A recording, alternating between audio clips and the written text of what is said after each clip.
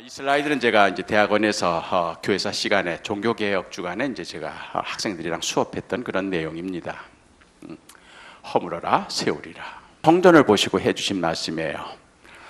예수님 사역에서 제일 마지막 부분에 예루살렘에 입성하셔서 성전을 축축하시는 그 대목이 나오죠. 다른 복음서에는 그게 예수님 복음서의 끝부분에 나오는데 요한복음 그걸 2장에다가 그거를 배치합니다. 이거 뭐냐면 요한복음은 다른 복음서와는 달리 연대기적으로 시간적으로 순서적으로 그렇게 예수님의 생애를 쓰지 않았어요. 예수님 생애까지 가장 중요하고 의미 있는 사건은 앞서가지고 미리. 그래서 예수님 생애 가운데 이 성전 숙청, 성전을 청소하신 거 굉장히 중요하다고 요한은 봤기 때문에 그 굉장히 앞머리에 사역 초기에 이걸 집어넣은 거예요. 그래서 예수님께서 이 땅에 오셔서 한 사역 가운데 가장 중요한 것이 바로 성전을 건축하신 걸로 그렇게 보는 거예요. 그때 이제 오늘 본문에도 나오지만 헤롯 46년 동안 지금 짓고 있는 겁니다. 그러니 헤롯은 컴플렉스가 있는 사람이에요. 혈통적으로도 그렇고 종교적으로도 그렇고요. 그래서 정통 유대교인들, 정통 히브리인들로부터 항상 이 비판을 받고 있는 정통성에 문제가 있다. 그러다 보니까 이 컴플렉스가 있기 때문에 과대하게 지금 성전을 짓고 있는 겁니다.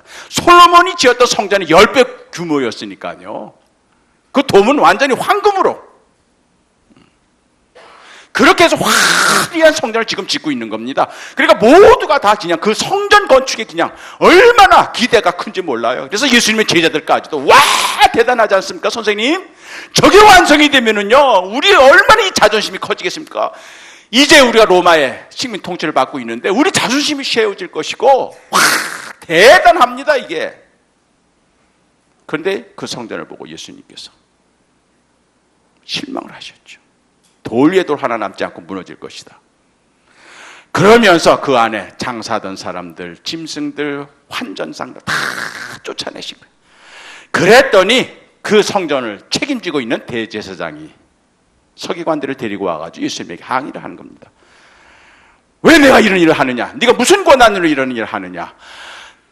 그러면서 논쟁에 붙었을 때 예수님께서 해주신 말씀이에요. 다른 복음서에는 안 나옵니다. 여기에만 나옵니다. 너희가 이 성전을 헐라. 내가 사흘 동안에 일으키리라. 여기에서 허물어지는 교회와 세워지는 교회가 나오게 되는 겁니다. 주어가 달라요. 허무는 건 너희들이 하라. 세우는 건 내가 하리라. 오늘 메시지에 오늘 제가 드릴 말씀의 주제는 그겁니다. 우리가 이제 새로운 성전 부지에 땅을 파기 시작했습니다. 그 새로 세워지는 교회, 인천중앙교회 교인들이 목사님이 장로님들이 세우는 교회가 아니고 주님이 세우시는 교회들이죠. 주님이 세우시는 그런 교회. 너희는 헐라 내가 세우리라. 그래서 이 말씀에 의해서 결국 교회는 두 가지 샘플로 항상 존재하는 거예요. 허물어지는 교회가 있으면 세워지는 교회가 있는 겁니다. 그래서 성경의 역사도 그렇고 2000년 기독교 역사도 보면은 늘 무너지면 세워지고 무너지면 세워지고 이게 반복이 됩니다. 우리가 새 성전에 기초 공사를 할 때 거기에 있었던 모든 옛 건물들 그런 걸 다 허물어야 합니다. 그리고 거기 새 건물을 짓는 거예요. 그럼 성경을 보게 되면 제일 먼저 욕망의 바벨탑 그게 무너지는. 그러니까 인간들이 자기 명예심에 자기 욕심에 우리의 이름을 하늘 끝까지 한번 닿게 해보자 지었던 그 바벨탑이 와 무너지죠. 그러고 나서 그 다음 장에 바로 노아의 믿음의 방주를 세우는 이야기가 나옵니다. 그런 다음에 솔로몬 성전이 세워지게 될 때 거기에 원래 모리아 산내는 기복의 산당이 있었습니다. 복을 빌어주는 그런 무당들이 구슬하는 것 같은 산당이 있었습니다.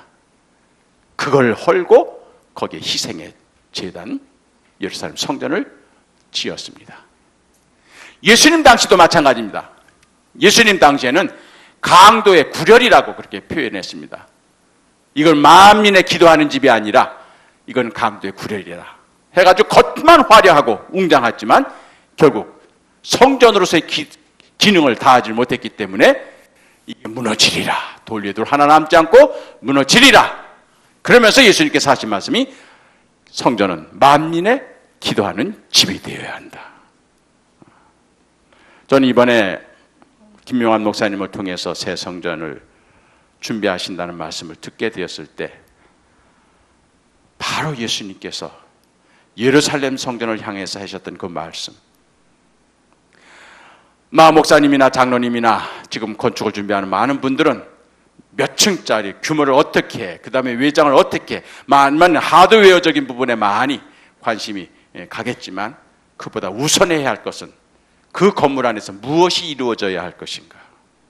소프트웨어, 그 새 건물에서 어떤 일이 벌어져야 하는가, 거기에 좀 더 많은 관심과 거기에 우리 많은 노력을 기울여야 할 것으로 생각이 됩니다. 결론적으로 말씀드리면 주님께서 성전을 찾으신 이유는 딱 두 가지였습니다. 기도하러 가셨습니다. 십자가를 앞에 두고 너무너무 힘들고 외로워서 제자들도 알아주지 못한 이 고뇌의 길을 가는데 너무너무 힘들고 어려워서 하나님께 기도하러 갔는데 기도를 할 수 없는 상황이 된 거예요. 시끄럽고 난장판이고 도저히 기도할 수 없는 그런, 우리 주님이 얼마나 실망하시고 화가 났는지. 그래서 그들을 다 청소하신 다음에 기도하는 집이 되어야 한다. 만민의 기도하는 집이 되어야 한다. 이건 뭡니까? 만민이란 말은 모든 사람이란 뜻입니다. 모든 사람, 있는 사람이든 없는 사람이든 건강한 사람이든 약한 사람이든 가진 자든 못 가진 자든 모든 사람이 들어와서 기도할 수 있는 집이 성전이어야 되는데 너희들이 이걸 강대구렬로 만들었다.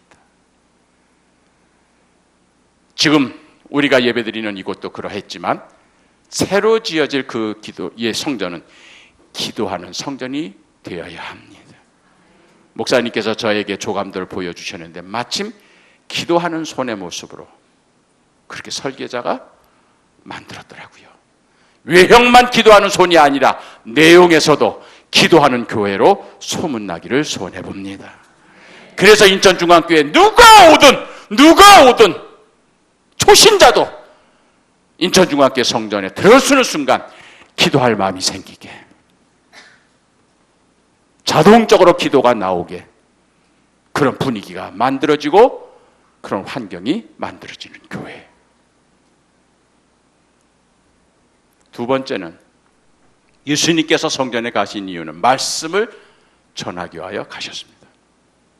성전에서 그래서 말씀을 전하기 위하여 가셨는데 가늠하다 현장에 잡힌 여인을 데리고 와서 바리새인들과 서기관들이 그 말씀 전하는 예수님을 끌어내가지고 이 여인에게 누가 돌을 던질까요? 돌을 던질까요? 말까요?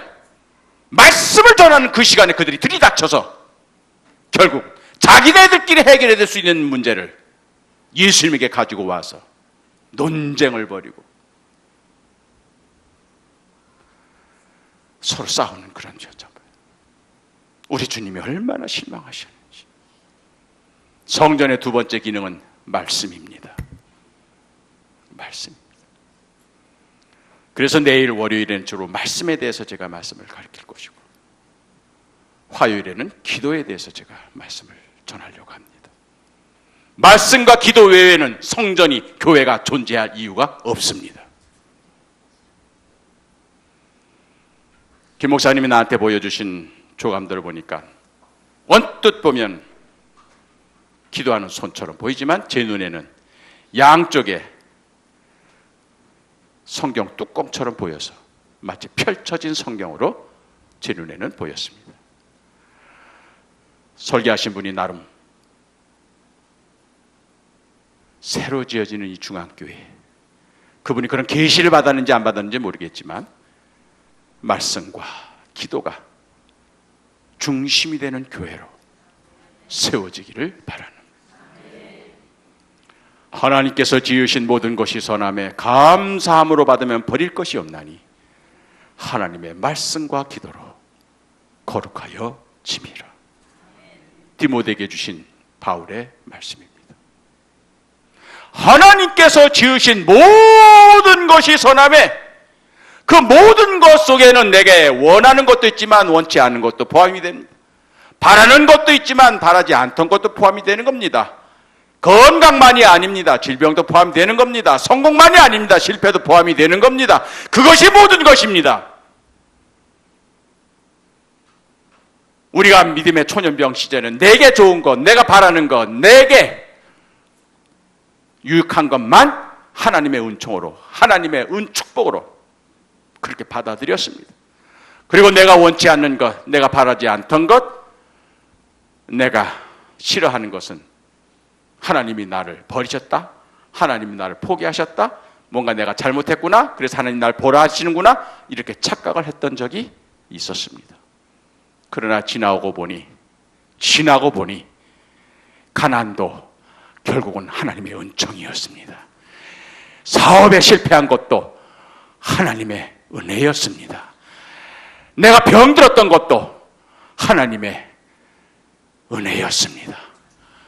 내가 바라는 것, 내가 원하던 것, 내가 흡족한 것만이 하나님의 은혜가 아니라 내가 싫어하는 것조차도 하나님의 은혜였습니다. 항상 기뻐하라, 쉬지 말고 기도하라, 범사에 감사하라. 항상이 어떨 때입니까? 좋을 때만이 아닙니다. 슬플 때도 포함이 되는 겁니다. 잘 될 때만이 아닙니다. 안 될 때도 의미하는 겁니다. 건강할 때만이 아닙니다. 질병에 들었을 때도 의미하는 겁니다. 그것이 항상입니다. 범사에 감사하라. 그 범사가 뭡니까? 자기가 기대했던 대로 되는 것만, 그것이 아닙니다. 원치 않았던 상황까지도, 그것이 내게 닥쳤을 때에도 감사가 나오는 겁니다. 그게 바로 믿음의 사람들이죠. 그 경지까지 우리는 이르러야 하는 겁니다. 그래서 바울은 하나님께서 지으신 모든 것이 선함에, 모든 것이 선함에 감사함으로 받으면 버릴 것이 없나니, 그 모든 것 속에 내게 아픔과 슬픔과 실망과 좌절을 안겨주었던 그 꽃들, 결국 그것도 하나님께서 선하신 뜻을 담아 나에게 주신 것으로 알고 감사함으로 받아라. 그러면 그것이 변하여 진짜 감사하고 기뻐하는 그 경지까지 이르는데, 그때까지는 말씀과 기도로 거룩하여 지미라. 왜 우리가 교회를 다른 건물과 나니 성전이라고 부르겠습니까? 거룩한 집이라고 부르는 이유는 말씀이 있기 때문입니다. 기도가 있기 때문입니다. 말씀과 기도 외에는 교회가 존재할 이유가 없습니다. 그래서 예수님께서 실망하셔서 기도하러 가셨다가, 말씀 전하러 들어가셨다가 기도할 수 없는 상황, 말씀을 전할 수 없는 상황, 그래서 주님께서 분노하셔서 돌 위에 돌 하나 남지 않고 무너질 것이다, 그렇게 하신 겁니다. 기도가 사라진 교회, 말씀이 고갈된 교회는 사람은 있어도 건물은 있어도 주님은 떠나시는 교회가 될 수밖에 없습니다. 그래서 강도의 구렬 무너뜨려라, 기도하는 성전이 세워지리라. 바울은 그것을 이어서 육체의 일과 성령의 열매로 비교를 하였습니다. 우리가 육체의 일, 시기와 분노와 질투와 음욕과 간음과 모든 이 육체의 일을 소멸하면 사랑과 화평과 인내와 온유와 성령의 열매가 맺어지게 되는 겁니다. 결과적으로 정욕의 목회자가 무너지면 청빈의 성직자가 세워지는 겁니다. 여러분, 지금 한국교회는요, 지도력의 교책입니다. 지금까지 한국교회를 대표해왔던 20년 동안, 30년 동안 한국교회를 대표해왔던 큼직큼직한 교회, 그런 교회 목회자들이 최근 10년 사이에 다 굴러떨어지고 있습니다. 비참한 모습으로, 심지어는 법정에서 감옥으로 직행하는 그런 목사까지 나왔습니다. 윤리적인 문제, 도덕적인 문제, 금전적인 문제, 뭐 이런저런 이유로 해서 한국교회를 대표했던 그런 지도력들이 굴러떨어지고 처참하게 무너지는 그런 현상을 보고 많은 사람들이 실망하고 분노하고 좌절합니다. 저는 제자들에게 그렇게 얘기를 합니다. 제군들의 눈에 보기에 여러분들의 선배 목사들이 하는 모든 목회를 보게 될 때 실망하고 좌절하고 분노할 수밖에 없는 그런 모습을 보고 얼마나 가슴이 아픈가. 그러나 제군들, 말세가 되면 무너지는 건 무너지게 내버려 둬야 하네. 그러나 무너지는 그 속에서 주님은 세우시네. 한 곳에서 무너뜨리시고 한 곳에서 세우시는 주님. 그렇기 때문에 무너지는 교회, 무너지는 지도력을 보고 실망하고 좌절하지 말고 세우시는 주님의 교회에 희망을 걸고 거기에 우리 참여하세요. 이게 내 제자들에게 한 말입니다. 이번 부흥의 주제 그겁니다. 지금까지 우리 인천중앙교회를 사랑하신 주님, 말세지 말에 왜 또 교회를 세우시려고 하는가? 무너지는 교회 샘플이 아니라 세워지는 교회 샘플로 인천 지역에 세우시려고 우리를 움직이시는 줄을 믿습니다. 결과적으로 성경의 역사를 보게 되면 항상 육적인 것은 무너뜨리십니다.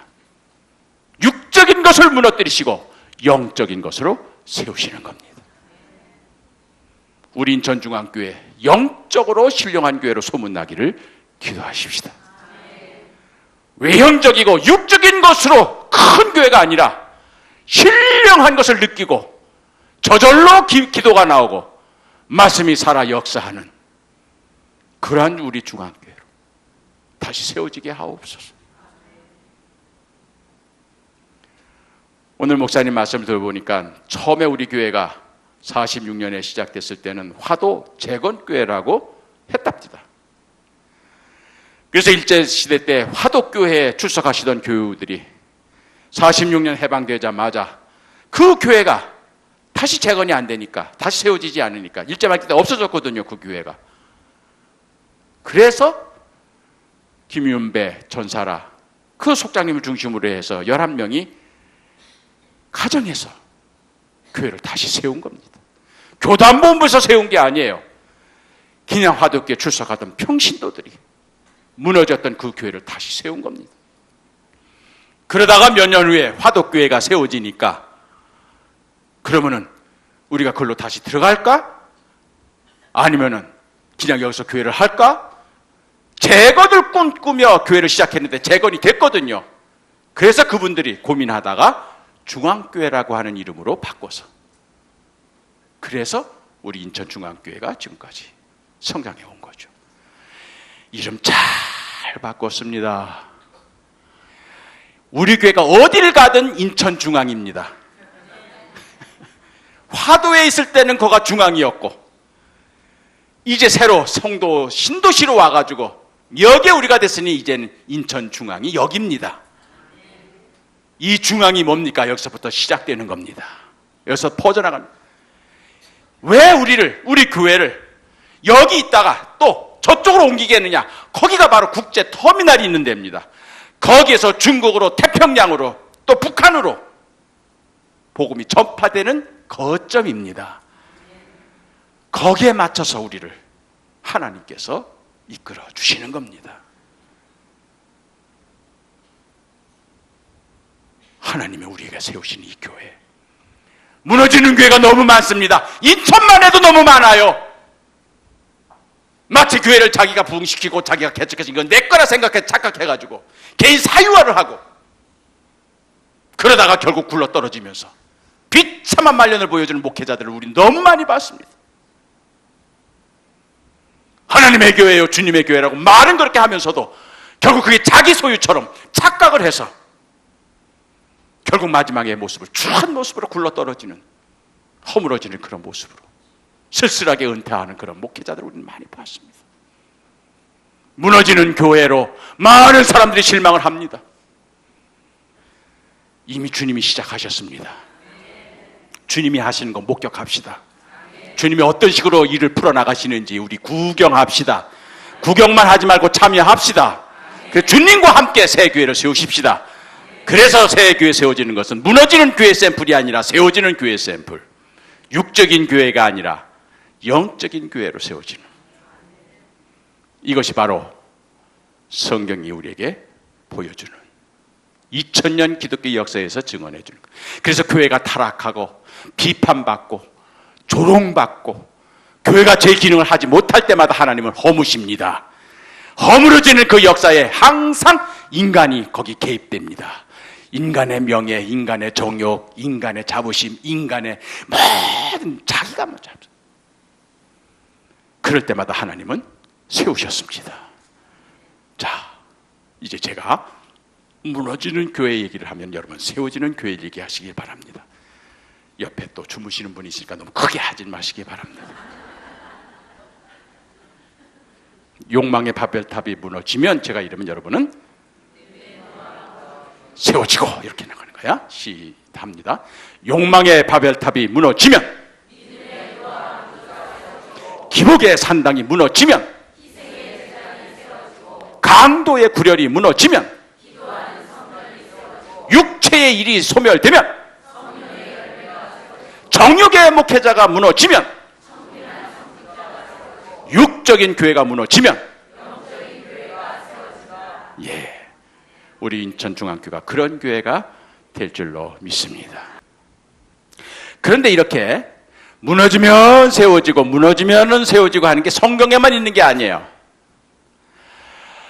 이게 예수님 예언대로 결국 돌 위에 돌 하나 남짝 무너지리라, 그 예언대로 그대로 됐어요. 그래서 AD 70년에, 그러니까 헤로데 성전은요 지어진 지 10년도 안 돼서 무너진 거라니까요. 얼마나 허무하겠습니까? 그렇게 화려하게 그렇게 웅장하게 지었는데요, 로마 군대가 예루살렘을 공격해가지고 완전히 돌 위에 돌 하나 남지 않고, 그게 지금까지도 예루살렘에 남아있는 거예요. 여러분 인터넷에 예루살렘 한번 성전 쳐보세요. 이슬람 사원이 중앙에 딱 자리 잡고 있어요. 그리고 성전의 흔적이라는 건 통곡의 벽밖에 없어. 진짜 예수님의 예언대로 돌 위에 돌 하나 남지 않고 무너져 버린 거예요. 그런데 그때 하나님께서는 마하의 다락방에서 12명의 제자에게 성령을 주셔서 교회를 세우신 겁니다.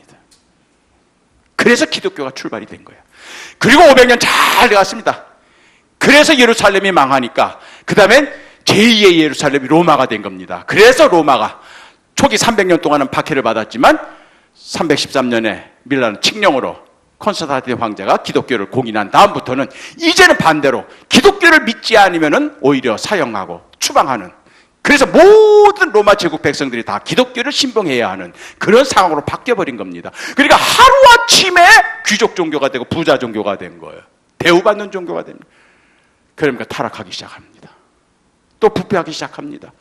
그렇게 해서 결국 530년부터 시작해서 590년에 이르기까지 이교도들이 롬바르트족, 그 다음에 고트족, 큰 야만족들이 쳐들어와가지고 로마를 붕괴시킵니다. 그때 로마에 있는 그리스도인이 굉장히 충격을 받습니다. 여기가 바로 제2의 예루살렘인데, 여기가 하나님의 성도인데, 온 도시 전체가 교회로 꽉 차 있는데 이것이 가지고 이교도들에게 밟혀버리는 그 모습을 보고 절망합니다. 실망합니다. 그때 어거스틴이 신의 도성이라는 책을 써서, 우리는 그동안에 너무 눈에 보이는 교회에만 집착했다. 눈에 보이는 교회가 중요한 것이 아니었는데, 우리는 눈에 보이는 교회를 짓는데 우리는 너무 급급했다. 모세가 시내산에 올라가서 하나님께 봤던 천상의 교회가 중요한 것인데, 바로 그런 이상적인 보이지 않는 교회는 우리가 잃어버리고 보이는 교회만 우리가 집착했다. 그래서 그걸 뒤집어 엎습니다. 그래서 다시 하나님의 성전을 지어야 되겠다. 사람의 이름들이 쫙 들어가 있는 그런 교회가 아니라, 여러분 유럽에 가서 한번 보세요. 그 성당에 쫙 있는 게 뭡니까? 그 교회에 출석했던 그 교회 귀족들의 이름, 그 교회 주교의 이름들, 그 교회의 성전 건축 헌금했던 사람들이 이름이 도배가 됩니다. 그리고 그들의 무덤이 꽉 차 있습니다. 결국 주님은 계시지 않고 사람들만 있는 거예요. 그래서 신의 도성, 하나님이 기뻐하시는 교회를 세워야 된다. 그래서 그걸 극복합니다. 그런 다음에 또 500년 잘 갔습니다. 그런데 1054년에 결국 컨스탄티노플하고 로마가 서로 자기네들이 우위라고 서로 자기네가 주도권이 있다고 싸움을 하던, 그래서 로마 주교는 같은 그리스도의 이름으로 콘스탄틴 주교를 파문하고 정죄하고, 또 콘스탄틴 주교는 또 같은 그리스도의 이름으로 로마 주교를 정죄하고 판단하고 심판하고, 그래서 결국 동서교가 쫙 갈라지게 된 겁니다. 이게 무너지는 교회였어요. 이때 프란체스코, 안셀름 두 성직자가 나와서 우리가 그동안 너무 부요했다, 너무 부자가 됐다, 그러다 보니까 우리가 교회가 부자들의 교회가 됐었다, 부자들을 위한 교회가 됐었다, 이제 다시 가난으로 돌아가자, 다시 청빈으로 돌아가자. 그래서 교회를 다시 한번 살렸던 겁니다. 그 다음에 우리가 잘 아는 루터의 종교개혁이 일어나는 겁니다. 여러분이 로마에 가보세요. 얼마나 화려합니까? 레오나르도 다빈치, 그 다음에 그냥 라파엘로, 얼마나 화려하게 그냥 전체가 그냥 화려. 그게 마치 하나님께 영광을 돌리는 것처럼 보이지만 알고 보면 로마 황제의, 그리고 로마 주교의, 교황의 또 사람들이 보이는, 그래서 사람들에게 인정받는 그런 교회를 만들었던 거죠. 그때 하나님께서는 루터와 깔뱅 종교개혁을 통해서 다시 한번, 그래요. 이러고 보면은요, 제가 역사를 해서 그런지만 500년 주기입니다, 저게. 그래서 제가 500년 주기서를 이덕주 학설로 발표를 하는 겁니다. 이거 아직 학계에서는 인정받지 못하고 있어요. 이덕주 개인의 주장입니다. 주님의 교회는 500년 주기로 무너지면 세우시고 무너지면 세우시고. 여러분도 자동차를 뽑으면 몇 년 가요? 10년? 핸드폰 몇 년 가요 요새? 2년? 그래요. 그럼 바꿔야 돼요. 고쳐서 쓸 수 없으면 새 걸로 해야 돼요. 그래서 이 하나님께서 세우신 이 그리스도의 교회도 500년이 시한이야, 이게. 그래서 500년만 되면은 이게 이제 폐차야. 그래서 다시 새 차를 뽑아야 돼. 그래서 하나님께서 허물어지면 세우시고, 허물어지면은 세우시고. 그러다 보니까 1517년에 500년이면 언제예요? 2017년이죠. 2년 전에 지냈죠? 그럼 이때가 어느 때인지 이제 아시겠어요? 왜 하필이면 이때 우리 중앙교회가 새 성전을 지어야 되는지 이제 아시겠어요? 이게 한국교회만의 문제가 아닙니다. 전 세계 교회가 지금 한계에 부딪혀 있습니다. 전 세계 어딜 가봐도 기독교가 지금 문제투성입니다.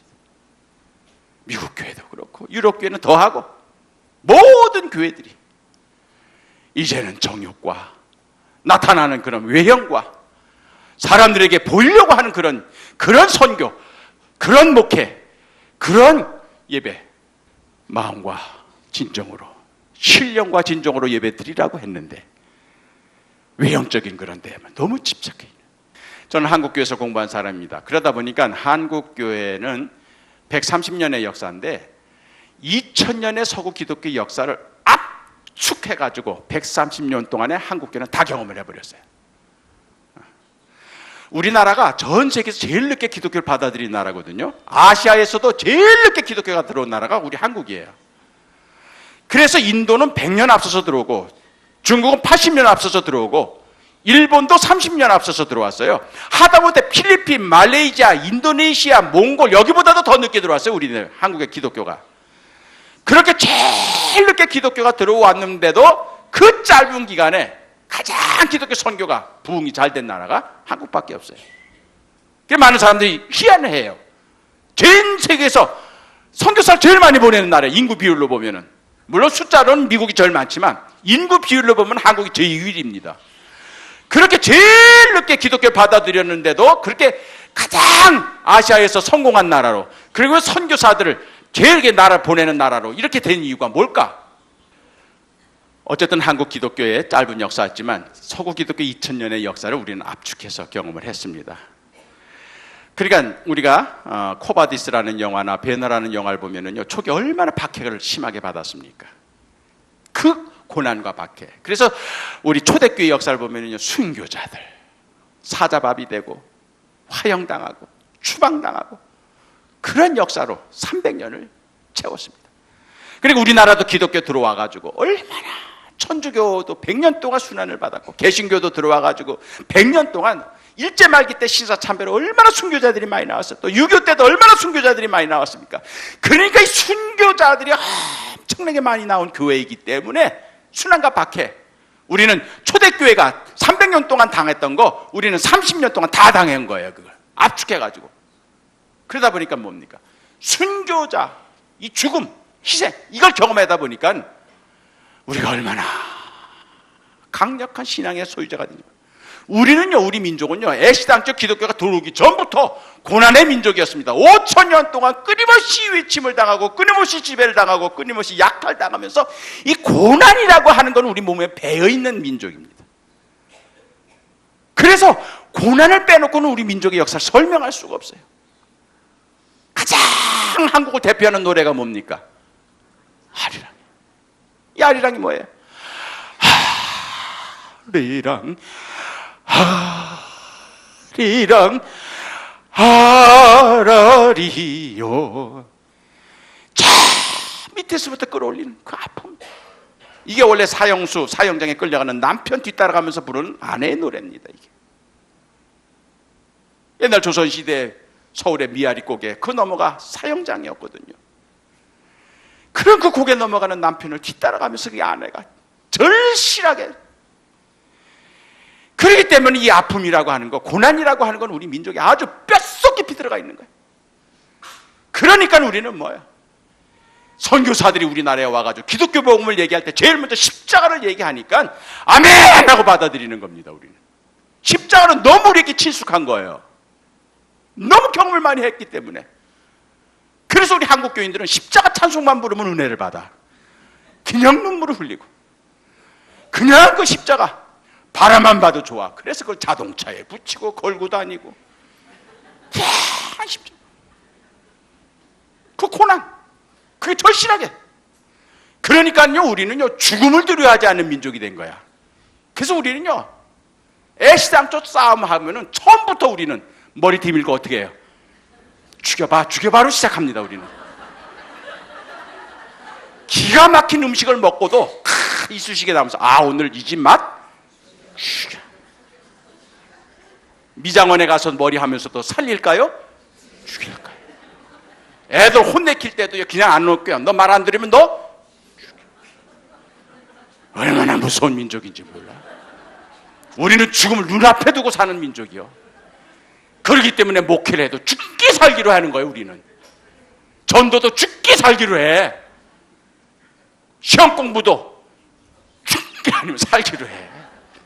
그러니까 얼마나, 그러니까 부흥될 수밖에 없어. 그러니까 성장하는 거예요. 그러니까 다른 외국 목회자들은 10년 걸려 못하는 거를 우리 한국교회는 3년이면 끝내. 이제 우리 인천중앙교회 삽 꽂았다? 저거 미국 목사와 하면은 10년 걸려. 우리 몇 년 계획하고 있는 거예요, 장로님들? 2년? 이거 기가 막힌 거예요. 그 사이에 우리 김명환 목사 팍싹 늙을 거야. 우리는요, 뭐든 하든 잘 죽기 아니로 살기로 하는 거야. 그러다 보니까 교회가 부흥되고 전도하러 나가. 그러다 보니까 전교, 선도 전 세계 아니 간 데가 없어. 우리 선교사들은 사막 한가운데 가도 우리 한민족은 살아남아. 아주 독한 민족이야. 고추를 고추장에 찍어 먹는 민족도 우리밖에 없어.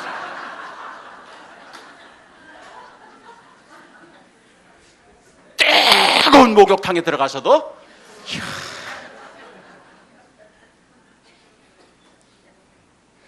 그러다 보니까 양전도, 그러다 보니까는 급하게 성장하다 보니까 이단들도 많이 나오고, 정통과 이단, 종교재판도 많았어요. 전 세계 이단들 다 들어와 있습니다. 여기. 그리고서 만들어진 이단들까지 풍년이야. 하나만 경험 못했습니다. 딱 하나만 경험 못했습니다. 2000년 기독교의 역사를 다 경험했는데 딱 하나만 못했습니다. 그 하나가 뭘까요? 종교개혁의 역사입니다. 물론 그동안 종교개혁 강의한 교수들 많았습니다. 설교한 목사들 많았습니다. 책도 많았습니다. 그러나 진짜 뿌리채 한국교회가 그 근본으로부터 개혁하는 그 경험을 아직 한국교회는 못하고 있습니다. 이제 500년 주기설로 보나 한국교회 130년의 역사의 궤적 가운데 우리가 마지막 해야 할 체험의 그 내용으로 보나 지금 한국교회가 무엇을 앞두고 있는지 이제 아시겠죠? 주님이 세우시는 교회. 그것이 우리의 미래입니다. 다시 근본으로 새롭게 되는 교회, 그것이 우리의 과제입니다. 그걸 위해서 우리 중앙교회는 새 성전을 준비하고 있는 겁니다. 제가 그래서 종교개혁에 대해서 강의하고 또 학생들을 하기 때문에 제가 종교개혁 성지라고 여겨지는 독일 비텐베르크 거기를 한 3번 다녀왔습니다. 비텐베르크는 지금 아예 이름을 루터 슈타트, 루터시로 이름을 바꿨습니다. 그만큼 이제 종교개혁의 성지죠. 1517년 10월 31일 만성전 전날 루터가 면죄부를 파는 면죄부 상인을 상대로 해서 또 교황을 향해서 주교를 향해서 면죄부 판매에 대한 질의서 그 95가지를 적어서 베르크 교회 정문에 그것을 붙였습니다. 그게 이제 종교개혁의 시작이 되었던 거죠. 그래서 저도 비텐베르크 가서 그 바로 루터가 그 95개조 반박문을 붙였던 그 교회를 처음으로 방문했습니다. 우선 제가 비텐베르크 가면서 받은 충격 가운데 하나는 도시가 너무 작다는 거였습니다. 그저 반나절 돌아보면 다 돌아볼 정도로 아주 자그마한 마을이었습니다. 어떻게 보면 이 송도 국제도시 이거보다도 적어요. 아주 작은. 그런데도 왜 거기서 이렇게 저는 성체교회가, 성체라면 요새란 말입니다. 요새의 모퉁이에 있는 저 교회입니다. 그건 바로 신성 로마 제국 황제였던 프리드리히가 비텐베르크를 집중적으로 자기의 상징적인 도시로 키웠던 겁니다. 10년 전부터. 그래서 거기에 대학도 유치하고 수도원도 유치하고 그리고 저 요새 교회도 세우고 그러면서 신진학자들을 새로운 사제들을 거기에다 집합시켜가지고 그냥 다시 신흥도시를 키우려고 했던. 그래서 마치 이 송도 국제도시를 아무것도 없는 벌판에 뻘밭에 여기에 도시를 세우고 여기에 빌딩을 세우고 여기에 새 도시를 세우는 것 비슷한 상황이었습니다. 그 규모가 크질 않았어요. 저게 정문입니다. 저기 붙였다는 거예요. 자세히 보시면 알겠지만 저게 쇠문입니다. 철문이에요. 저 철문을 보는 순간 내가 신학교 때 배울 때 어떻게 배웠냐? 루터가 그걸 종이에 써가지고 망치로 땅땅땅 그 붙이는 것이 종교의 시작이다. 우리 그렇게 배웠거든요. 김 목사 그렇게 배웠지? 배웠다 그래. 이 친구 교회사 전혀 관심 없었어. 그렇게 종이를 그 교회 정문에 땅땅땅 못 박는 거 그게 이제 종교개혁의 시작이라고 그렇게 배웠거든요. 근데 쇠문이에요. 저게 어떻게 못을 박아? 물론 이제 나중에 제가 한국에 들어온 다음에 자세히 보니까 100년 전쟁 때 종교개혁 이후에 100년 동안 로마 가톨릭과 프로테스탄트가 서로 싸우다 보니까 프로테스탄트의 상징적인 교회니까 로마 가톨릭 군대가 집중적으로 저기를 공격해가지고 저 성문이 다 탔답니다. 교회가. 그래서 이제 100년 후에 다시 쇠문으로 해달았다. 이제 그걸 제가 알았어요. 그러나 어쨌든 저 쇠로다가 그러니까 그때도 저게 성체교회이기 때문에 불화살을 막기 위해서는 바깥을 쇠로 둘 수가 있거든요. 우리가 남한산성 같은 데 보면 그렇잖아요. 바깥 문은 쇠고 안에는 나무고 그래서 철판으로 불화살을 막기 위해서 가톨릭 교회의 그 웅장한 화려한 모습을 그대로 보여주고 있습니다. 저기서 이제 루터가 설교했던 거죠. 그래서 전형적인 고딕 예배당 그 오른쪽에 보면 빨간 후드가 있는 데가 있습니다. 거기가 바로 설교대입니다. 거기가 루터가 설교하던 자리예요. 그게 루터 기념교회이기 때문에 루터의 조각상이 있습니다. 저게 루터의 무덤이에요. 아주 소박했습니다. 그래서 제가 참 감동을 받았어요. 스위스 제네바에 있는 깔뱅의 무덤은 굉장히 큽니다. 그건 완전히 동산처럼 엄청나게 우람하게 했는데 막상 루터는 안동 사과 박스 그만합니다. 거기에 루터라고 쓰고 그 다음에 돌아간 날짜 그게 딱 하나입니다. 맞아. 목회자의 죽음은 저래야 돼. 그런데 그 무덤이 어디냐? 설교 자리 바로 아래 있어요. 제가 거기서 참 감동을 많이 받았습니다. 왜 하필이면은 보통 다른 사람들 보면 제단 뒤쪽에, 제단 앞쪽에 그런 데다가 무덤을 쓰거든요. 근데 루터는 자기가 설교하던 그 자리 바로 아래 거기에 무덤을 썼습니다. 그래, 우리 목사들의 설교 자리는 무덤 자리. 죽음을 각오하고 죽음을 전제로, 그게 바로 우리 목회자들의 설교 자리. 제가 그래서 감동을 받았습니다. 그리고서 이제 한국교회 종교계에 대해서 고민하는 모습이에요. 그랬더니 이제 제 친구가 찍은 겁니다. 그럼 한국교회는 개혁을 어떻게 할 건가 고민하고 있었던 거예요. 그리고 이제 나오는데 이 독일 교회가 대부분 그렇습니다. 유지가 안 되잖아요. 그러다 보니까 관광객들에게 기념품을 파는 그 코너가 있어요, 뒷자리에. 거기에 이제 95개조 그거 복제판 그것도 팔고, 뭐 루터 동상, 흉상 그것도 팔고 막 그래요. 그래서 나도 뭐 하나 살까 했는데 저 건너편에 어떤 독일 남자 관광객이 그쪽 문 쪽으로 가서 뭘 보고 있는 거예요. 그래서 뭘 보는가 했더니 왼쪽입니다. 나무에 95개조 루터가 발표했던 그거를 인쇄한 것, 그거를 거기다 붙여놨더라고요. 라틴어로 쓴 거예요. 그래서 그걸 보는 순간 아까 문 밖에서 봤을 때, 교회 밖에서 봤을 때 쇠문에 어떻게 저걸 바꿀 수 있을까? 이렇게 고민을 하고 왔는데 그러니까 저건 뭐냐면 저 문이 바깥쪽은 쇠고 안쪽은 나무였던 거예요. 통째로 쇠면은 그거 여닫을 수 없죠. 그러니까 바깥은 쇠 철판으로, 그 다음에 안에는 나무죠. 그러니까 루터가 95개조 반바문을 써서 문 안에 붙였을까 문 밖에 붙였을까, 이게 이제 나의 고민이 된 거예요. 우리 교수들은 그런 쓸데없는 고민을 많이 해요. 그래서 학교에서는 그냥 문에 붙였다 이렇게만 가르쳐 줬는데, 이게 문 안에 붙였을까 문 밖에 붙였을까, 이게 이제 저한테는 중요한 이슈가 된 거예요.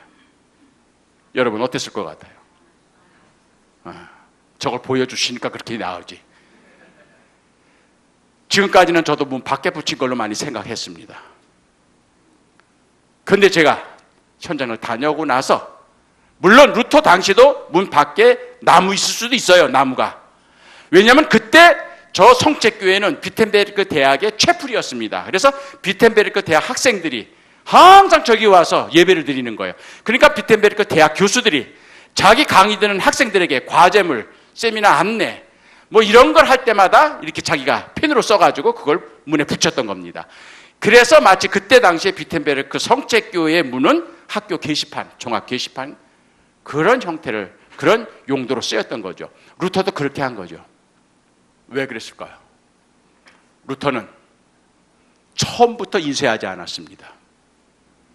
인쇄한 거는 나중에 그 비텐베르크 인쇄업자가 필기체로 쓴 그걸 인쇄해가지고, 야 이거 돈 되겠구나 해가지고 인쇄해서 돌린 거예요. 그렇게 해서 그게 전 독일에 퍼지게 됩니다. 50년 전에 구텐베르크가 활판 인쇄를 발명했기 때문에, 그래서 이제 활판 인쇄를 해버린 거예요. 루터는 처음부터 인쇄하지 않았어요. 내 강의를 듣는 나의 신학생들에게 지금 내가 가지고 있는 이 문제점, 면죄부라고 하는 종이 쪽지 하나 사가지고 자기 죄가 면하고 조상의 죄가 면하고 마치 죄인이 천국에 들어가는 것처럼 호도하고 있는 이 잘못된 교회 관행, 이게 과연 신앙적으로 옳은가? 이게 성경에 나오는 건가? 30대의 젊은 신학도로서는, 젊은 사제로서는 이게 도저히 양심에 받아들일 수가 없는, 그렇게 해서 결국은 자기 강의에 들어오는 신학생들한테, 자기와 함께 신학교에서 근무하고 있는 동료 신학자들에게 질서를 낸 겁니다. 그래서 서문을 읽어보면 내가 이 문제 가지고 토론하고 싶다, 이 문제 가지고 이게 나의 고민인지 아니면 우리가 함께 고민해야 될 내용인지, 우리가 한번 이거 가지고 세미나 한번 해보자, 토론해보자, 그렇게 서문을 내고 1번부터 쫙 해가지고 나갑니다. 그 내용은 딱 하나입니다. 왜 만성절 전날일까요? 가톨릭 교인들은 모든 1년 365일이 성자의 날입니다. 그래서 세례 받았을 때 그 순간부터 나는 성 안드레, 성 프란체스코, 성 베드로, 그래서 성자가 자기를 지켜주는 걸로 성자에게 그래 간구합니다. 주님에게도 기도하지만 오히려 자기를 지켜주는 수보 성인에게 기도하는 경우가 더 많아요. 그러다 보니까 그 성자들을 의지하는 믿음이 많은데, 그래도 믿기지가 않으니까 11월 1일을 만성절이라 해가지고 모든 올 세인트데이입니다. 모든 성자들이 그날만큼은 한꺼번에 와가지고 복 빌어주는 날이에요. 그렇기 때문에 만성절 날만 되면, 올 세인트가 되면 안 나오던 교인들도 그날은 꼭 옵니다. 아마 여러분 가운데 1년 내내 교회 안 가다가 성탄절만 되면 교회 오시던 과거의 분들도 있을 거예요. 그날만은 교회에서 선물 주니까. 마찬가지입니다. 올 세인트데이, 그때는 모든 사람들이 교회에 옵니다. 그날이 대목입니다. 그날 면죄부 상인이 비텐베르크에 온 겁니다. 내일 보나마나 그 비텐베르크 전체에 모든 성도들이, 아니 지방에 갔던 사람들도 다 몰려올 때, 그때 면죄부 상인이 드디어 종이 쪽지 팔면서 결국 견디다 못해 루터가 그걸 쓴 겁니다. 이게 과연 신앙적으로 옳은가? 이게 성경에 나오는 건가? 그래서 자기 강의를 듣는 자기 동료 신학자들에게 쓰기 때문에 라틴어로 쓴 겁니다. 독일어로 쓴 게 아닙니다. 라틴어는 대학의 언어였습니다. 독일 일반 시민들은 라틴어 못 읽습니다. 대학물 먹어야 라틴어를 읽을 수 있는. 그렇기 때문에 독일 그때 시민의 상위 1%밖에 라틴어를 해독을 못합니다. 루터가 라틴어로 썼다는 얘기는 뭡니까? 독일 시민을 향한 것이 아니었습니다. 내 강의를 듣는, 내 설교를 듣는, 나와 같은 강단에 서는 동료 신학자들과 수도사들을 향해서. 제가 거기서 깨달은 건 두 가지입니다. 개혁은 조용하게 작게 시작하는 것. 둘째는 안에서부터 시작하는 것. 밖을 향한 것이 아니었습니다. 그래서 저는 문 밖에 붙이지 아니하고 문 안에 붙였다. 저는 그렇게 결론을 내린 겁니다. 우리 중앙교회가 지금까지 한국교회가 보여줬던 모든 청산해야 될 잘못된 관행들, 잘못된 오류, 이런 것들을 우리 내부에서부터 교정해 나왔어. 버릴 것은 버리고 새 성전을 갑시다. 우리가 이사 갈 때 그동안 내 삶에 유효하게 썼던 가정 집기들이지만 이제는 더 이상 낡아서 기능을 발휘하지 못하는 거 폐기 처분하잖아요. 그리고 새 것으로 우리가 새 건물에 들어가잖아요. 그동안 한국교회가 버려야 될 거 버리지 못했던 거, 잘못됐으면서도 관행이라고 하면서 행해왔던 모든 오류들을 청산하고 깨끗하게 옮기고 싶습니다. 저게 플라츠입니다. 저기서 이제 주로 설교를 많이 했어요. 광장에서. 저게 비텐베르크 대학입니다. 아주 자그마합니다. 마차가 들어가지 못하도록 가운데 기둥을, 돌기둥을 해놨어요. 그러니까 신학교 교정에는 자동차 못 들어가는 겁니다. 저 캠퍼스예요. 저게 비하면은요, 감시 너무 커요. 교문이 너무 커요. 그러니까 신학교 너무 클 필요 없어요. 그냥 그 내용이 중요한 거죠. 저기가 바로 루터가 살았던 루터 생활관입니다. 본래는 저기 어거스틴 수도의 수도원이었는데 작센 제후가 바로 프리드리히 그 신성로마 제국 그 선제후가 루터 때문에 갑자기 뿡 뜬 거예요. 비텐베르크가. 그래서 막 사람들이 몰려오고 막 비텐베르크 막 몰려오는 사람이니까 이게 어떻게 보면 자기 정치적으로 굉장히 유익해야 되는 거예요. 이 신흥도시를 개발하려고 했는데 루터 때문에 유명해진 거예요. 그래서 이 작센 제후 프리드리히는요, 죽기 직전까지 프로테스탄트로 개종하지 않았어요. 마지막 죽을 때도 가톨릭 신자로 죽었어요. 그런데도 자기가 비텐베르크가 루터 때문에 떴기 때문에 루터를 전폭적으로 지지한 겁니다. 이게 정치인들이에요. 정치인 자기 신념과는 관계없이 이득이 된다 하면은 막 도와주는 거예요. 그래가지고 저 집 전체를 통째로 루터에게 준 겁니다. 그래서 이제 말년에 루터가 저기 살다 죽는데, 오른쪽 보면은 거기 뭔가 저기 이게 2층에 달려있는 거 있죠. 거기가 루터의 생활관이에요. 그런데 저 가운데 종탑이 아주 중요했습니다. 왜냐하면은 저 종탑, 루터의 종교개혁을 우리는 1517년으로 보는데 저는 1517년이 아니라 15년 여름으로 봅니다. 왜냐하면 1515년 여름에 저 종탑 위에 꼭대기에 올라가서 기도하는 중에 루터가 말씀을 받아요.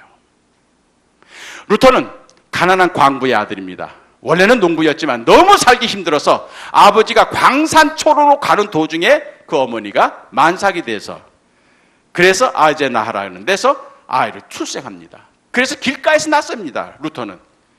그래서 광산촌에서 자라나는데요, 아버지는 가난하고 힘들고 어려운 광부 노릇을 하면서도 아들만큼은 출세시켜야 된다, 아들만큼은 이 고생하면 안 된다 해가지고 아들은 10대 소년 때부터 외지로 유학을 보냅니다.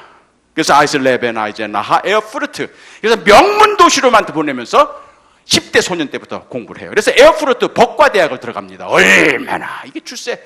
그래서 이 아버지가 굉장히 기대를 컸습니다, 이 아들한테.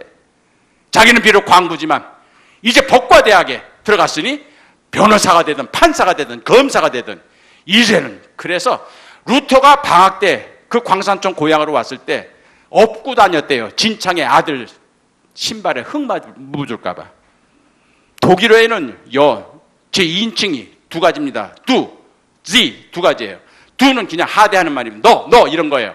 근데 존경할 때는 지라는 말을 합니다. haben Sie, götten Sie, bitte Sie, G라는 말. 자기 아들 루터인데도 항상 지 이랬대요. 얼마나 자기 아들에 대한 기대가 컸으면. 그런데 에어프루트 대학 학부를 졸업을 하고 그 다음에 21살 때 이제 대학원에 들어가는 겁니다. 법학대학원에 들어가서 이제 3년 동안 수업을 하면은 판사가 되거나 검사가 되거나 변호사가 되는 거예요. 그래서 여름방학 때 이제 학부를 마치고 대학원 들어가기 직전에 아버지한테 인사하러 왔다가 돌아가는 도중에 슈투트름 하임이라고는 중간에 자그마한 마을을 지냈는데 거기서 우르렁 쿵쾅 하면서 번개불에 그냥 길가에 있는 나무가 꾸덕 끊어지는 체험을 합니다. 이게 번개불 체험이에요. 그래서 그 순간 자기도 모르게 루터가 주름을 앉으면서 성 안나요. 안나가 이제 광부들의 수호 성인입니다. 성 안나요. 나를 용서해 주세요. 지옥에 가지 않게 해주시면은 내가 수도자가 될게요. 덜커덕 서원을 해버린 거예요. 서원기도 거기서 한 거예요. 서원기도 함부로 하면 안 되거든요. 그래가지고 그래서 서원기도 한 다음에 대학원으로 가는 게 아니라 수도원으로 들어가 버린 거예요. 아버지가 얼마나 실망이 컸겠습니까? 자기 아들이 법관이 되고 변호사가 되고 판사가 될 줄 알았는데 가난한 수도자로 이렇게 돼버린 거예요. 그래서 사제 서품 받을 때도 안 왔답니다, 그 아버지가. 아들 인정을 안 한 거예요. 그렇다고 하면은 루터는 이게 이제 천둥번개 체험입니다. 그때 이제 결국 법에서 신학으로 바꿔버린 겁니다. 이게 천둥불 번개, 거기에 지옥 떨어질까 무서워서 그랬을까요? 20살짜리 청년이 그게 뭐가 무섭겠습니까? 저는 그렇게 보질 않아요.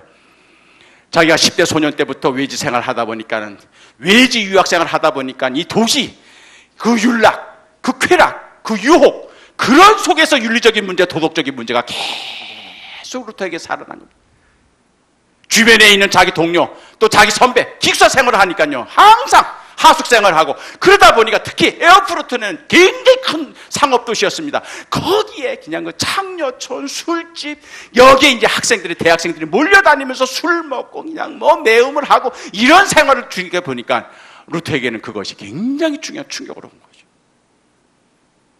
결국 이것이 하나님의 심판, 죄와 의인에 대한 하나님의 심판, 이 두려운 문제, 결국 윤리적인 도덕적인 문제를 가지고 계속 고민을 하던 중에 법관이 되거나 검찰이 되거나 변호사가 되면 드러난 죄, 육신의 죄만 가지고 문제를 들면 자기가 보기에는 행위로 드러난 죄보다 더 무서운 건 마음의 죄입니다. 음욕, 탐욕, 탐심, 시기, 이러한 보이지 않는 내적인 죄, 이것을 해결할 수 있는 법은 법에 없는 거예요.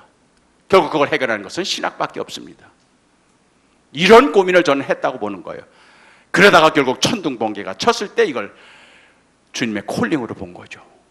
그래서 수도자가 된 거예요. 이후로 10년 동안 금욕적, 진짜 철저하게 율법적으로 완벽에 가까울 정도로 금욕생활을 하면서 하나님의 심판에서 의롭게 되는 길, 그게 뭘까? 선행, 고행, 금욕, 철저한 이런 윤리적인 도덕적인 삶을 추구했던 겁니다. 그래도 마음에 내적인 평화가 없는 겁니다. 그래도 마음에 내적인 평화가 없는 겁니다. 마지막에는 로마에 있는 성 베드로 성당까지 극기의 고행, 순례를 합니다. 그리고 마지막에는 무릎으로 그 가파른 베드로의 성당을 기어 오르면서도 내가 이렇게 고행을 하면 하나님이 나를 기뻐 보시고 하나님이 나를 의롭다 여기실 것으로 생각하고 아니었습니다.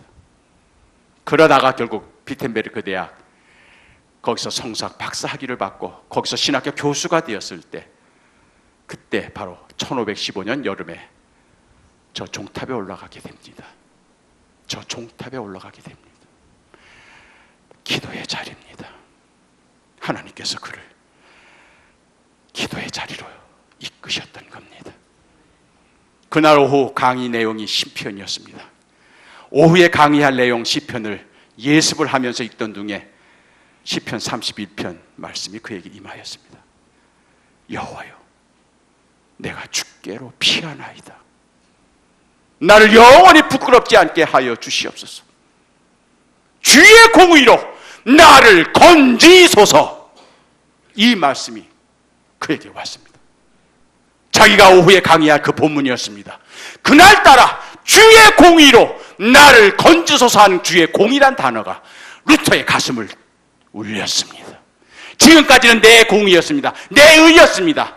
내가 의롭게 살면, 내가 착하게 살면 나의 행위를 보시고 하나님이 나를 의롭게 여겨주시고 하나님이 나에게 복 주시고 하나님께서 나를 칭찬해 주시고 그런 걸 줄 알았습니다. 그래서 고행했습니다. 그래서 선행을 했습니다. 그래서 극기적인 수도 생활을 했습니다.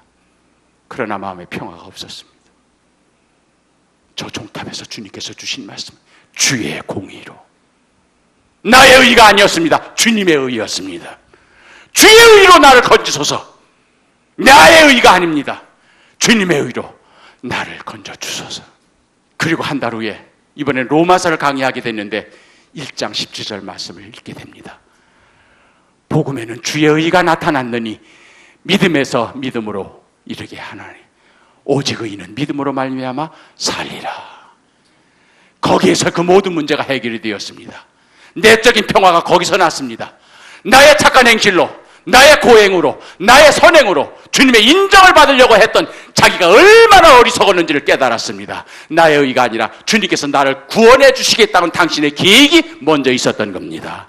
그래서 내가 죄를 지었음에도 불구하고 한계가 있음에도 불구하고 주의 의로 나를 건져주신 겁니다. 내 공로가 아니었던 겁니다. 너무 자유와 너무 기뻤습니다. 그래서 외치기 시작한 것이 루터의 종교개혁이 된 겁니다. 말씀이 임함으로. 결국 그 말씀이 그에게 임할 것은 기도의 종탑을 올라갔기 때문인 것입니다. 이것이 루터의 종교개혁의 시작이었습니다. 거기 보면은 지금 루터 박물관으로 바뀌었습니다. 전체가, 건물 전체가. 그래서 종교개혁에 대한 모든 전시물이 있습니다. 저게 바로 그 유명한 면제부 상인이 가지고 다니던 돈상자예요. 저기 보면은 제일 꼭대기 위에 접시처럼 되어 있습니다. 거기에 이제 동전을 집어넣는 거예요. 면제부 값으로. 그럼 거기 땡그랑 하고 소리가 날 것 아닙니까? 그러면 그 위에서 면제부 파는 상인이 여러분이 던지는 동전이 땡그랑 하고 소리 내는 순간 여러분의 조상이 죄를 지어서 연옥에 있다가 뾰르륵 하고 천당으로 올라갑니다. 이렇게 사기친 거예요. 그래가지고 그냥 그 돈을 모으기. 그래서 이제 열어놨더라고요. 그 다음에. 저 열쇠 보세요. 저건 이제 주교가 저 상자를 면제부 상인한테 주는 겁니다. 그러면 그 면제부 상인이 저거 전도기를 끌고 다니면서 저걸 꽉 찰 때까지 파는 거예요. 그리고 꽉 차면은 이제 주교한테 가가지고 그 열쇠를 열고, 주교가 열쇠를 가지고 있으니까 열쇠를 열고 7대4, 7대3으로 나누는 거야. 그러다 보니까 이게 돈독이 오른, 돈으로 모든 걸 구원을 사고 파는 그런 교회의 타락한 모습이 되는 거예요. 그런 다음에 결국은 루터는 종교개혁이 시작됐는데 아까도 얘기했던 대로 이게 자기는 자기 수업 듣는 학생들한테만 이걸 토론 주제로, 세미나 주제로 했는데 이거 웬걸 학생들이 그걸 숙제니까 집에 가서 뺏겨가지고 읽다 보니까 맞아 교수님의 생각이 맞아, 교수님의 고민이 이게 맞아, 이게 교회는 이렇게 가야 돼, 맞아, 이게 바른 신앙이야. 그러다 보니까 이 신학생들이 그걸 과제하다가 이걸 독일어로 번역한 겁니다. 루터가 번역한 게 아니에요. 신학생들이 그걸 독일어로 번역합니다. 그래서 뿌리기 시작합니다. 자기 친구들한테 라틴어를 읽을 수 없는. 그래서 읽다 보니까 거기에 인쇄업자가 그걸 입수해가지고 보니까 이거 돈 되겠다 해가지고 인쇄기를 돌린 겁니다.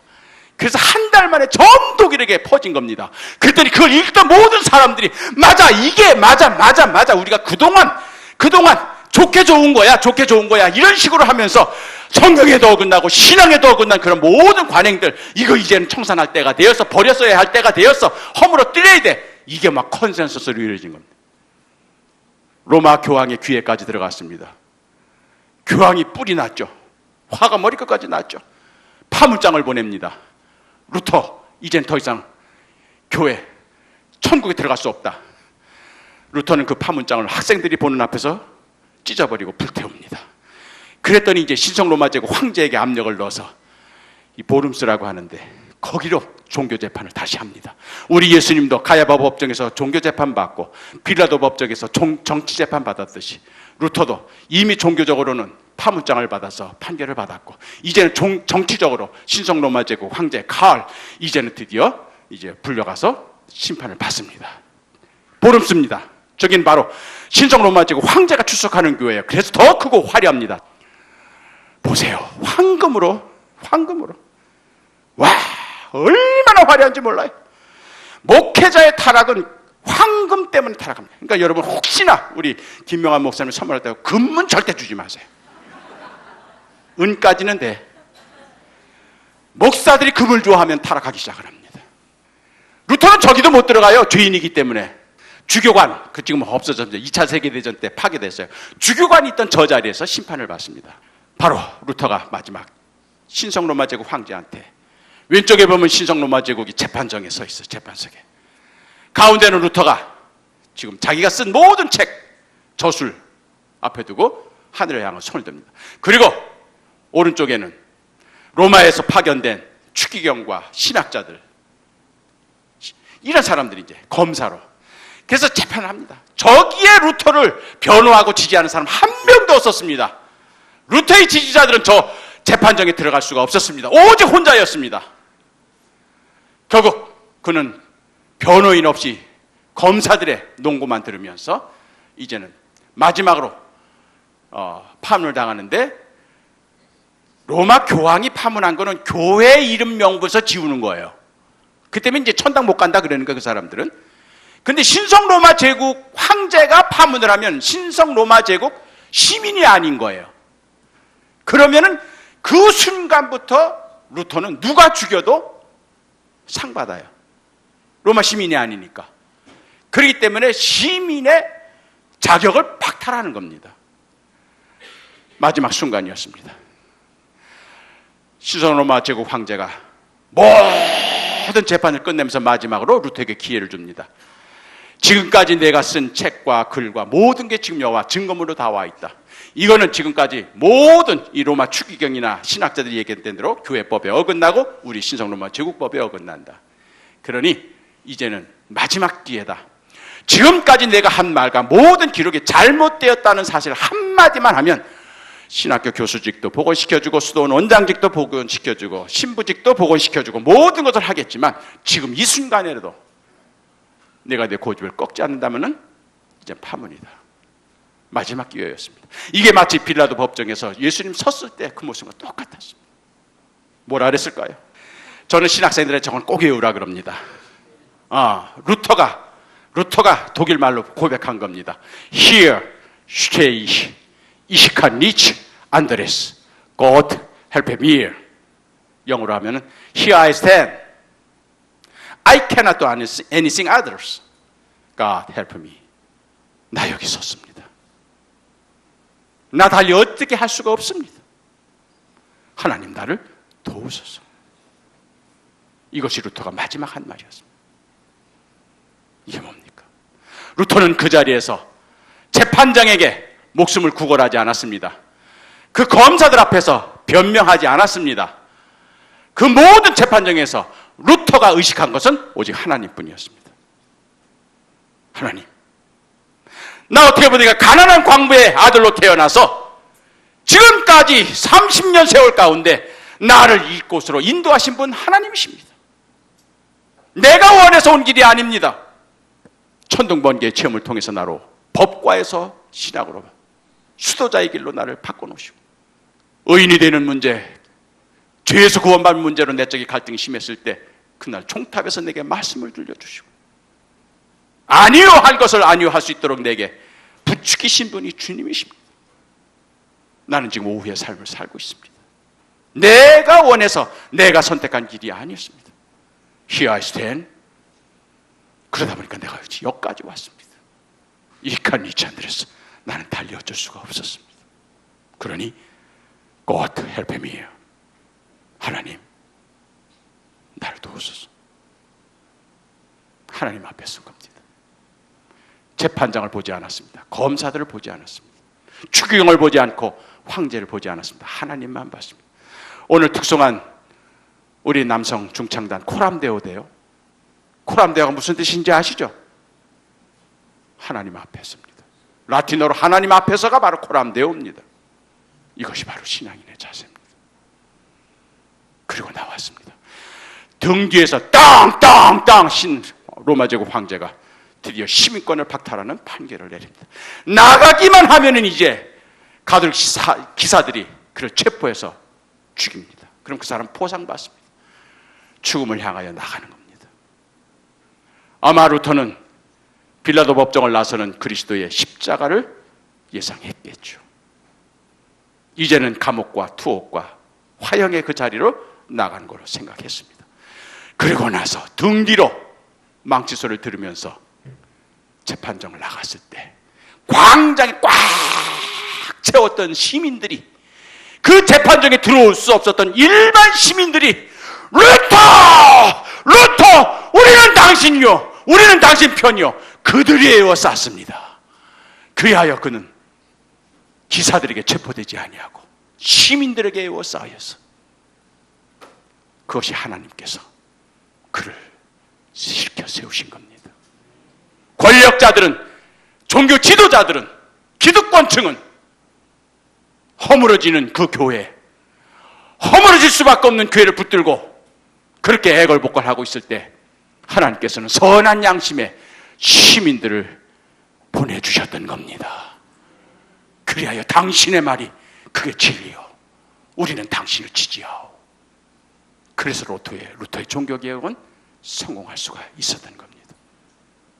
오늘 목사님 말씀 듣다 보니까 종교부지가 나와서 입찰하는 순간부터 그 지역에 입주할 예정인 주민들로부터 엄청난 반대와 저항을 받았다고 합니다. 왜 그럴까요? 그분들이 무엇 때문에 그럴까요? 인천중앙교회만 싫어해서 그런 걸까요? 아닙니다. 한국교회 무너지는 모습들을 보며 절망하고 실망하고 분노했기 때문입니다. 소위 말하면 개신교 목회 지도자들이 추악한 모습을 보여주면서 언론지상에 칭찬받을 일보다 손가락질 받는 일로 무너지는 교회 모습을 보여주었기 때문에, 들어가지도 않았는데, 아직 기초공사도 안 했는데, 자신들도 들어오지도 않았는데 프레카드를 내걸고 우리 교회 들어가는 걸 반대했다는 이야기입니다. 여러분, 막중한 책임이 있습니다. 시간이 걸리더라도 여러분 그곳에 가셔서 잘못된 그들의 편견과 선입견을 바꿔놓으셔야 합니다. 교회는 좋은 곳이라고 하는 것, 교회가 들어오면 마을이 바뀌고 마을에 복이 된다는 사실을 여러분들은 보여주셔야 하는 겁니다. 교회가 들어오면 땅까지 떨어진다는 그러한 비난을 여러분 극복해내셔야 합니다. 그렇기 때문에 여러분들을 이제 이 시점에 새로운 부지로 인도하시려고 한 하나님의 계획은 단지 여기가 협소하기 때문에, 단지 여기가 예배드리고 활동하기가, 사업하기가, 선교활동하기가 불편하기 때문이 아닙니다. 여러분보다 더 큰 위대한 계획을 세우신 우리 주님께서 무너지는 교회로 실망하고 좌절하고 절망하는 오늘 한국 사회, 특별히 인천 지역에 있는 모든 일반 시민들에게 세워지는 영적 교회의 아름다운 모습을 통해서 그리스도의 복음에 대한 새로운 감격으로 그 지역 사람들을 행복하게 만드는 사명을 여러분에게 맡겨주신 겁니다. 이 귀한 사역에 동참할 수 있는 기회를 가진 여러분들, 하나님이 복 주실 겁니다. 하나님이 하십니다. 여러분은 참여할 뿐입니다. 하나님이 주옵니다. 여러분은 동참할 뿐입니다. 내가 세우리라. 주님께 그 명령에, 그 계획에 우리 기쁨으로 참여하는 인천중앙교회 성도 여러분 되시기를 기원합니다.